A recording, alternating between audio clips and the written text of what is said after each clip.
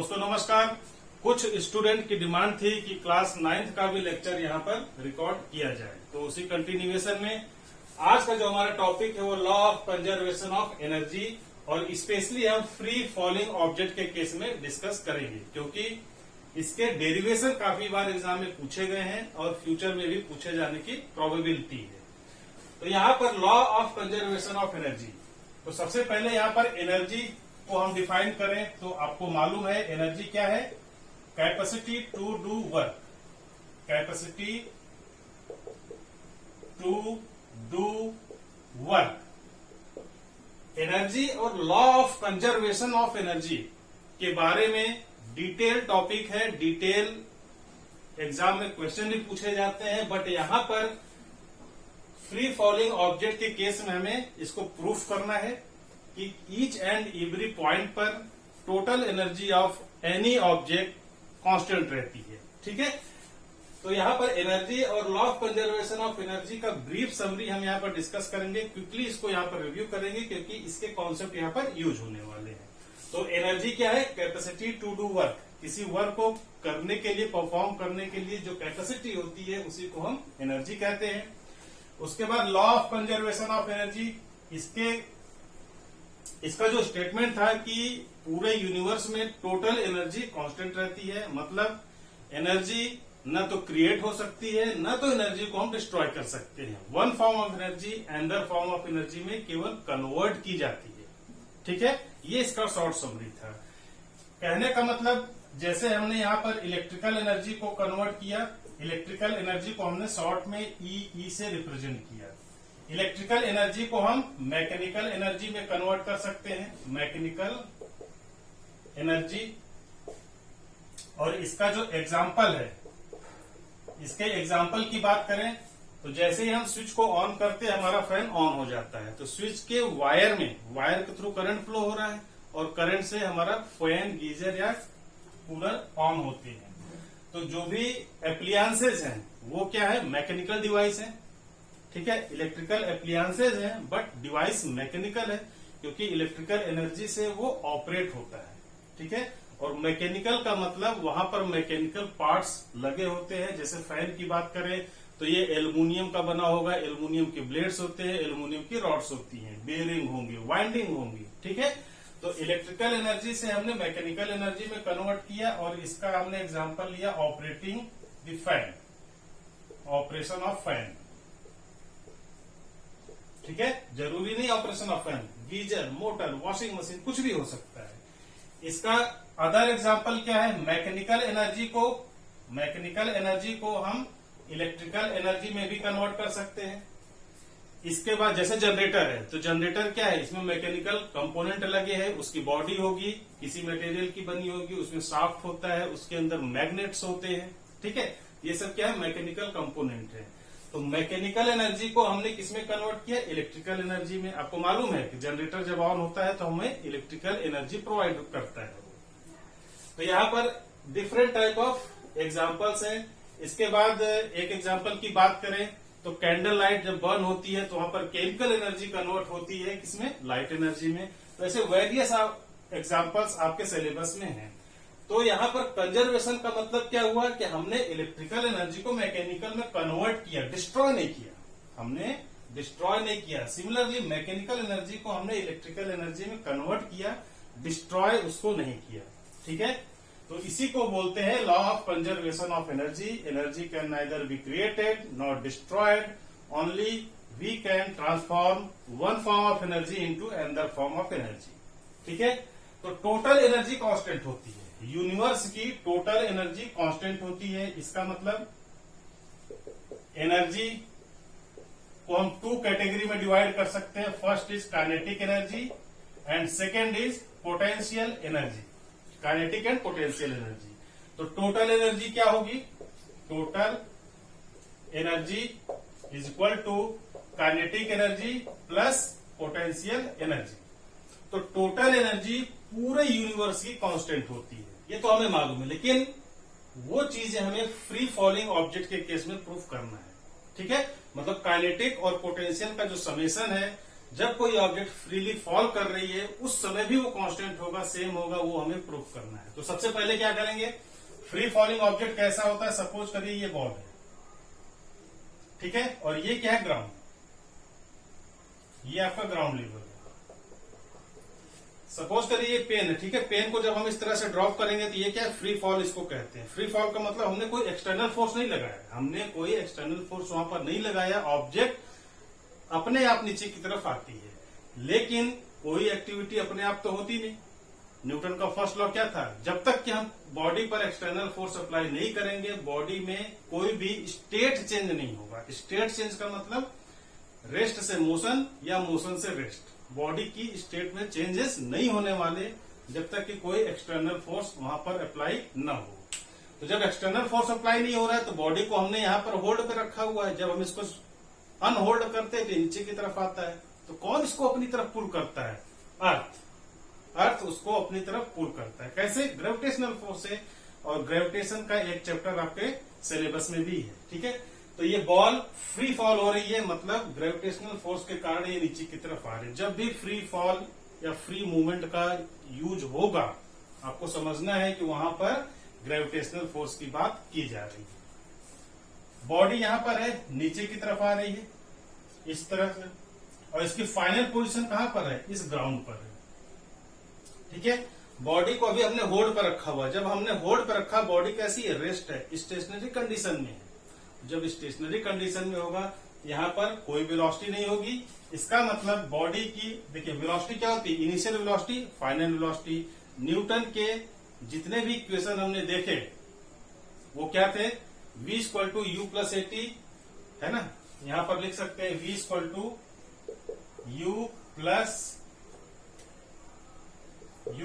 Eighty, s equal to u t plus 1/2 a t square and v square minus u square equal to 2as, ठीक है। ये Newton का law था, ये कब था, लीनियर मोशन के लिए था, लीनियर मोशन। लेकिन यहां पर लीनियर मोशन तो है नहीं, यहां पर वर्टिकल मोशन है, वर्टिकल अप या वर्टिकल डाउन। तो वर्टिकल मोशन के लिए सेम इक्वेशन चेंज हो जाता है। वहां पर जो s है, s यहां पर क्या है, डिस्टेंस, a क्या है, linear acceleration, v is the final velocity, u initial velocity, तो आप t यहां पर टाइम। तो ये जो नॉमेनक्लेचर है, सिंबल अलग है, नॉमेनक्लेचर पर आपको फोकस करना है। यहां पर final velocity equal to initial velocity plus acceleration into time, ऐसे आपको याद रखना है, ठीक है, तभी कंफ्यूजन नहीं होगा, अदरवाइज बहुत कंफ्यूजन होने वाला है। तो वर्टिकल मोशन में s को हम h से रिप्लेस करते हैं, और यहां पर s को हमने s से रिप्लेस किया, और a एक्सीलरेशन को हम यहां पर स्मॉल g से रिप्लेस करते हैं, क्योंकि यहां पर acceleration due to linear motion है, और ये क्या है, acceleration due to gravity of the earth, ठीक है। तो ये फॉर्मूला आपका रिप्लेस हो जाता है, और final formula v equal to u plus g t, h equal to u t plus 1/2 g t square, और यहाँ पर v square minus u square equal to 2gh। ये 3 फार्मूले आपको अप्लाई करने हैं, ठीक है। कैसे अप्लाई करने, कहां पर अप्लाई करने हैं, जब हम इसको स्टेप बाय स्टेप प्रॉब्लम को सॉल्व करेंगे, डेरिवेशन को सॉल्व करेंगे, तब समझ में आएगा। तो सबसे पहले डायग्राम प्लॉट करते हैं। यहाँ पर इनिशियल पोजीशन सपोज करिए a है, और इस समय जो वेलोसिटी है वो इनिशियल वेलोसिटी 0 है। बॉडी यहां से जर्नी स्टार्ट करती है, फाइनली वो इस अर्थ पर आती है। इसकी जो फाइनल पोजीशन होगी उसको हम b से एज्यूम कर सकते हैं, और यहां पर जो वेलोसिटी होगी फाइनल वेलोसिटी, उसको हम बोलते हैं v। u is the initial velocity and v is the final velocity. क्योंकि अल्फाबेट ABCD XYZ में u v w आता है, तो u पहले आता है फिर v आता है, तो यहाँ पर u को इसीलिए हम इनिशियल कहते हैं, और v को क्या है, फाइनल कहते हैं। तो a b, और यहाँ पर a से b के बीच में, चाहे यहाँ पर हो बॉडी, चाहे यहाँ पर हो, चाहे यहाँ पर हो, किसी भी पोजीशन पर हो सकती है, तो उस पोजीशन पर भी हमें टोटल एनर्जी कैलकुलेट करना है। सपोज करिए बॉल यहां पर है, इंटरमीडिएट पोजीशन इसकी क्या है, C,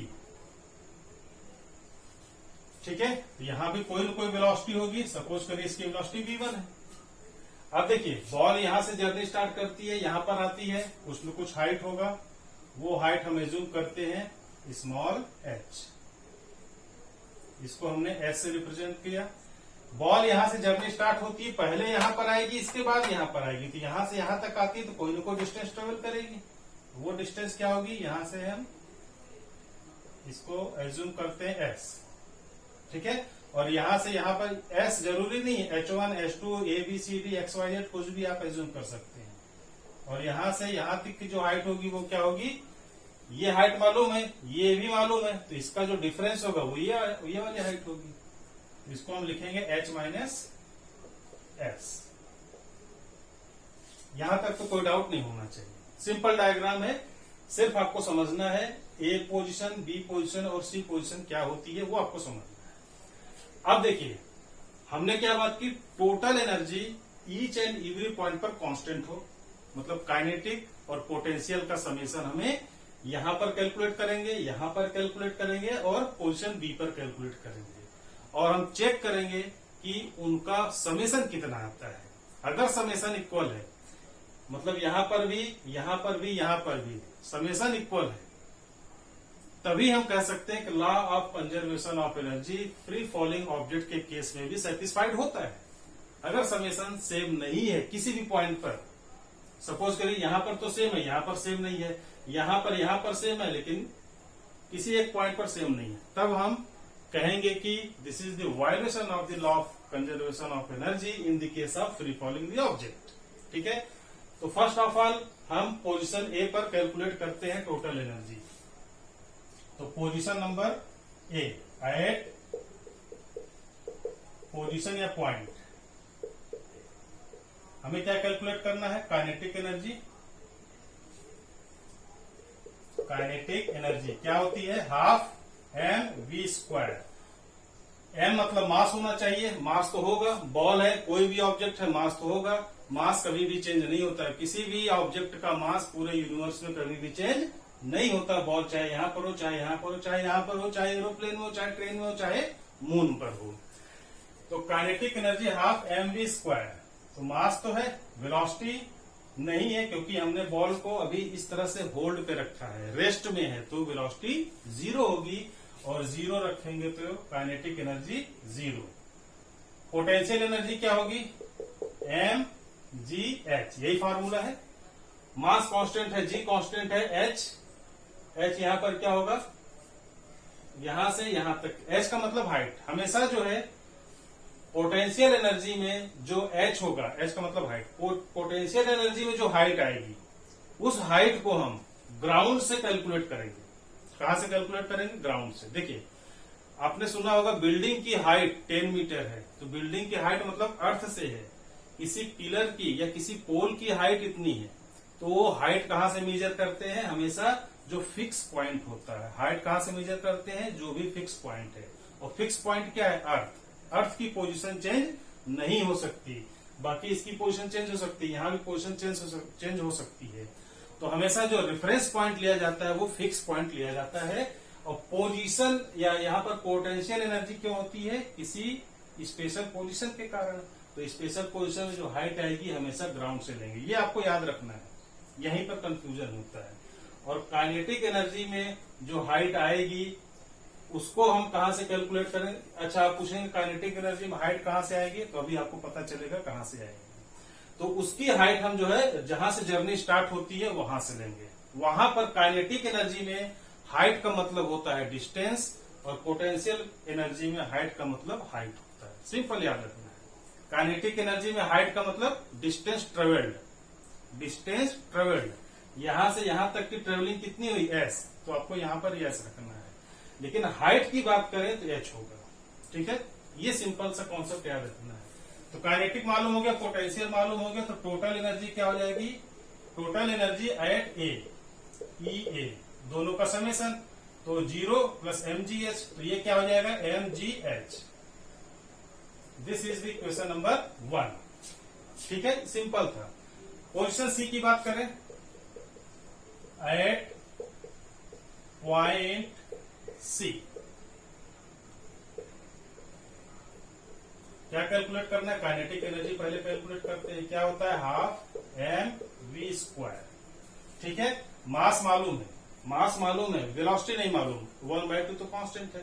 तो वेलोसिटी जब ऑब्जेक्ट यहां से यहां तक जर्नी करती है, ट्रेवलिंग हो रही है, ट्रेवलिंग हो रही मतलब डिस्टेंस ट्रेवल किया जा रहा है, वो डिस्टेंस कितना है, एस। ठीक है, तो हमें यहां से यहां तक को ही केवल ध्यान में रखना है। अभी इस पोजीशन को हम ध्यान नहीं देंगे क्योंकि जर्नी यहां से स्टार्ट हो रही है, पहले ये पोजीशन आएगी फिर ये आएगी, तो हम इसको हाइड कर सकते हैं। सिर्फ हमें ए और सी को ही फोकस करना है। अगर हम फार्मूला यूज करें, यहां पर हमें v कैलकुलेट करना है, तो v कैलकुलेट करने के लिए जो न्यूटन के इक्वेशंस है, फर्स्ट इक्वेशन क्या है, v equal to u plus a t. Second क्या है, h equal to u t plus 1/2 g t square. Third क्या है, v square minus u square equal to 2gh। हमें क्या कैलकुलेट करना, v का मतलब फाइनल वेलोसिटी, हमेशा याद रखना फाइनल वेलोसिटी कैलकुलेट करनी है। तो फाइनल वेलोसिटी यहां पर भी है, इसमें नहीं है, तो ये इक्वेशन तो हमारे लिए एप्लीकेबल होगा नहीं। ये हो सकता है और ये हो सकता है, ठीक है, क्योंकि यहां पर भी फाइनल वेलोसिटी, यहां भी फाइनल वेलोसिटी है। जो इजी होगा वो अप्लाई करेंगे, जो इजी होगा वही अप्लाई करेंगे। अगर इक्वेशन फर्स्ट को देखें तो v मालूम है, u मालूम है, यहां पर एक्सीलरेशन के स्थान पर g लिखना है, तो g भी मालूम है, टाइम नहीं मालूम। इस पूरे डेरिवेशन में हम टाइम से हमें लेना देना नहीं है, तो टाइम नहीं मालूम या टाइम को हमें कैलकुलेट करना होगा तो काफी लेंदी प्रोसेस होगा, इसलिए हम इस इक्वेशन को यूज नहीं करेंगे। इक्वेशन 3 की बात करें, यहाँ पर हमें फाइनल वेलोसिटी मतलब यहाँ पर जो वेलोसिटी नहीं मालूम ये मालूम करना है। ये मालूम है, 2 भी मालूम है, g भी मालूम है, हाइट मतलब h भी मालूम है, मतलब हमारे लिए इक्वेशन नंबर 3 एप्लीकेबल है। तो हम एप्लीकेबल जो इक्वेशन है सिर्फ उसी को फोकस करें, बाकी को हम इरेज कर सकते हैं। यहाँ पर v क्या है, फाइनल, ये बेसिक इक्वेशन है, जनरल इक्वेशन है, इसको मॉडिफाई करना है इस सिचुएशन के लिए। तो v क्या है, फाइनल वेलोसिटी, यहाँ पर फाइनल वेलोसिटी क्या है, v1, तो v1 का स्क्वायर माइनस इनिशियल वेलोसिटी मतलब 0 इक्वल टू 2gh, तो 2g, g चेंज नहीं होने वाला है, h हमने क्या बोला, काइनेटिक एनर्जी में, काइनेटिक एनर्जी में हमेशा h क्या होती है, डिस्टेंस ट्रेवल्ड, तो डिस्टेंस कितनी ट्रेवल की गई, s, यहाँ पर s लिखेंगे। ठीक है, तो हमारा जो v1 स्क्वायर होगा वो क्या हो जाएगा, 2gs, 0 का मतलब 0। तो यहां पर v के स्थान पर हम क्या लिखेंगे, v1 और 1/2 मास इंटू, अभी हमने क्या निकाला, 2gs। ठीक है, 2gs, 2 से 2 कैंसिल आउट, तो इसकी जो वैल्यू आ जाएगी mgs। ये हो गई हमारी काइनेटिक एनर्जी। पोटेंशियल एनर्जी क्या होगी, पोटेंशियल एनर्जी मास into g into height. Height हमने क्या बात की, पोटेंशियल एनर्जी के लिए हमेशा बेस से लेना है, मतलब अर्थ से लेना है, तो अर्थ से सी के बीच की जो हाइट है वो h माइनस एस है। यहाँ पर h के स्थान पर हम क्या लिखेंगे, h minus s, m g h minus s. ठीक है, तो टोटल एनर्जी E कहां पर, पॉइंट नंबर सी पर, मतलब ई सी, ये क्या हो जाएगा, दोनों का सम, मतलब m g s plus m g h minus s. ठीक है, यहां पर फिजिक्स कंप्लीट होती है, सिंपल इसको कैलकुलेट करना है, तो एम जी एस प्लस, इसको ब्रेक करेंगे तो m g h minus m g s. ठीक है, यहां पर ये वैल्यू और ये वैल्यू सेम है, सिंबल अलग अलग है, कैंसिल आउट हो जाएंगे, तो बचेगा क्या, एम जी एच। तो total energy at C equal to m g h. ये हमारा हो गया इक्वेशन नंबर 2। ठीक है, तो ए पर कैलकुलेट कर लिया, सी पर कैलकुलेट कर लिया, जो लास्ट है वो क्या है, डी, यहां भी कैलकुलेट कर सकते हैं। तो पोजीशन बी की बात करें, at point B, point B पर कैलकुलेट करना है, क्या कैलकुलेट करना है, काइनेटिक एनर्जी। तो पहले काइनेटिक एनर्जी लिखेंगे हाफ एम वी स्क्वायर, यहां पर फिर से वही फाइनल वेलोसिटी की बात हो रही है। अब हमें देखिए जर्नी स्टार्ट कहां से हुई, यहां से, फाइनल जर्नी कहां पर है, यहां पर, बीच की पोजीशन हमें भूल जाना है। तो इंटरमीडिएट पोजीशन को हम भूल गए, तो हमारे पास टू सिचुएशन है ए एंड बी। तो ए में क्या है, इनिशियल वेलोसिटी यू है, और बी में फाइनल वेलोसिटी क्या है, वी। तो यहाँ पर ये तो बेसिक फार्मूला है, तो बेसिक फार्मूले में जो नोटेशन है वो चेंज करेंगे, तो वी के स्थान पर वी ही आएगा। इसका मतलब बेसिक फार्मूला और जो चेंज हम करने वाले हैं दोनों का नोटेशन सेम, ठीक है ना। तो फाइनल वेलोसिटी हमें ये नहीं मालूम, तो हम v अगर कैलकुलेट कर लें, कैसे कैलकुलेट करेंगे, फार्मूला हमारे पास v square minus u square equal to 2gh, ये बेसिक फार्मूला है। v क्या होती है, फाइनल वेलोसिटी। फाइनल वेलोसिटी क्या है, v, तो मतलब v1 v स्क्वायर ही लिखेंगे हम। इनिशियल वेलोसिटी क्या है, जर्नी कहां से स्टार्ट हो रही है, a से, 0, यहां पर 0 हो जाएगा,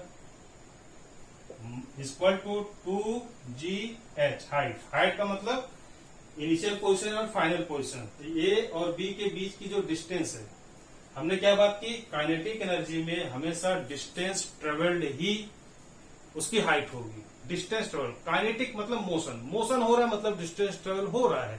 तो डिस्टेंस ट्रेवल यहां से यहां तक कितना हुआ, h, यहां पर हम लिखेंगे h। तो v स्क्वायर का मतलब 2gh, यहां पर हम क्या लिखेंगे, 1/2, मास तो पहले से ही है, v स्क्वायर के स्थान पे 2gh लिखना है, तो 2gh, 2 से 2 कैंसिल आउट, क्या बचा है, mgh। तो काइनेटिक एनर्जी कितनी हो जाएगी, mgh। पोटेंशियल एनर्जी भी निकाल सकते हैं, potential energy PE, mass into g into height. Mass change नहीं होने वाला, जी चेंज नहीं होने वाला, हाइट। पोटेंशियल में हमने क्या बात की, हाइट कहां से लेनी है, बिल्डिंग की हाइट कितनी है, ग्राउंड से नापना है, पोल की हाइट कितनी है, ग्राउंड से मेजर करना है। तो बॉल यहां पर है, तो ग्राउंड से कितनी दूर पर है, कितने डिस्टेंस पर है, तो ग्राउंड पर ही बॉल है, तो हाइट 0 हो जाएगी। यहां पर हाइट 0 हो जाएगी, तो पूरी पोटेंशियल एनर्जी 0 हो जाएगी, क्योंकि 0 का मल्टीप्लीकेशन करेंगे तो 0 आएगा। तो काइनेटिक निकाल लिया, पोटेंशियल हमने निकाल लिया, टोटल एनर्जी क्या होगी, टोटल एनर्जी को कैपिटल ई से रिप्रेजेंट करते हैं, कहां पर, बी पर, तो ई बी इक्वल टू, दोनों को सम करेंगे तो 0 प्लस mgh, ये हो जाएगा mgh। ये आपका हो गया इक्वेशन नंबर 3, ठीक है। इक्वेशन नंबर 1 कहां पर है, यहां पर इक्वेशन 1, इक्वेशन 2 एंड यहां पर इक्वेशन 3। 3 डिफरेंट पोजीशन पर हमने टोटल एनर्जी कैलकुलेट कर ली। अब इसको देखते हैं, अब इस डायग्राम की हमें जरूरत नहीं है, इसको हम यहां से इरेज कर सकते हैं। अब 3 पोजीशन को कंपेयर करें, तो यहां पर हमें लिखना होगा कि बाय इक्वेशन 1, 2 एंड 3। तो 1 के लिए हमने टोटल एनर्जी क्या है, ई ए इक्वल टू, सी पर कितनी है, ई सी, और यहां बी पर कितनी है, ई बी, बी पर कितना है, ई बी, और इसकी वैल्यू कितनी है, mgh यहां भी है, mgh यहां भी है, और mgh यहां भी है। इसकी जो वैल्यू होगी वो mgh के बराबर होगी, और ये हो गया हमारा फाइनल इक्वेशन नंबर 4।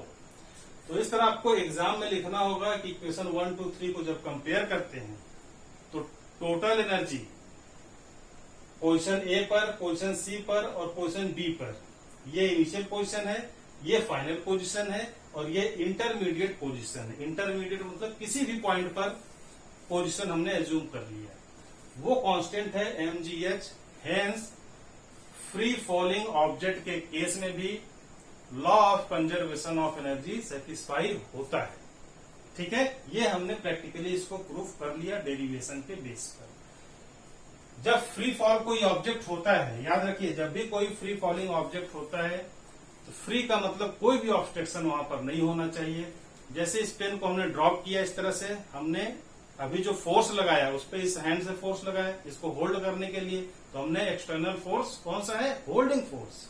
तो जैसे इस फोर्स को हमने रिलीज किया, ये फ्रीली फॉल होती है, तो इसमें एक्सटर्नल फोर्स कहां से आ सकता है, एयर से आ सकता है। एयर का रेजिस्टेंस इस ऑब्जेक्ट को रोकने की कोशिश करेगा।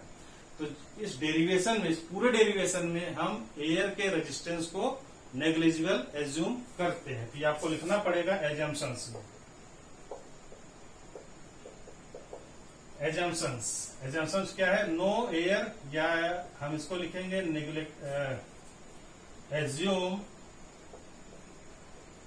Negligible air resistance.